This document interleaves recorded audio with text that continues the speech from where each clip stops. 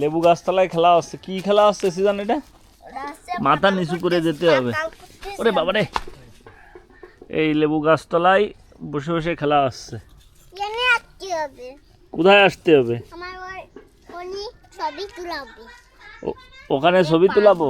হ্যাঁ দেবো, দিতি করলে দেবো। কোথায় যাবো বলো মা? দাঁড়াও, আমার মাথায় কাটা ফুটে যাবে।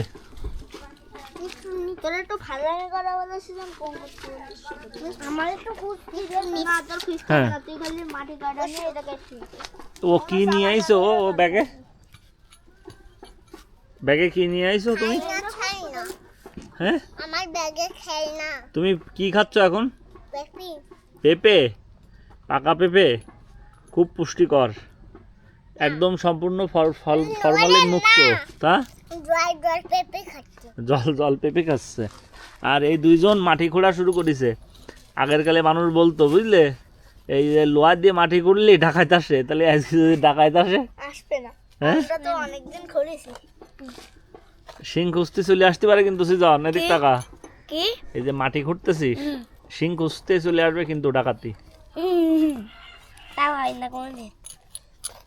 কি হবে খুঁড়ে? কি হবে?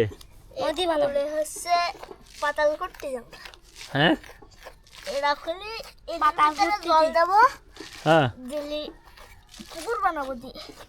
বয়স বেড়ে গেলে শৈশবের এই খেলাগুলো সব হারাই যায়। আর এখন হচ্ছে সিজনকে জন্য একদম পারফেক্ট টাইম, ডিসেম্বর মাস, পরীক্ষা টরীক্ষা শেষ।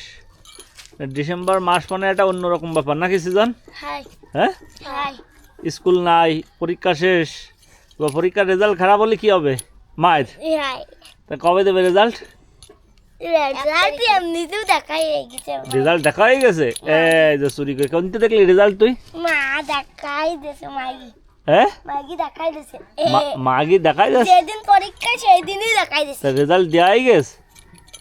রেজাল্ট দেওয়া হয়ে গেছে? 85 পাইছিস? আগে রেজাল্ট জানলে কি মজা থাকে? আগে আমাদের স্কুলে ডাকতো, 1 তারিখে রেজাল্ট দিত, নতুন বই দিত, বুঝলি? আমাকে তো সারা বছর মানে এই ডিসেম্বর মাস মানে বিশাল আনন্দ। আর ওই 1 তারিখের আগে মনে কর মনের মধ্যে আমাকে 2 দিন পরীক্ষা। দাদার কাছে দাও, দুটো একসাথে।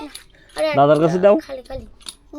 সে পেঁপে খেতে ব্যস্ত, এদিকে এনারা মাটি খুঁড়তে ব্যস্ত,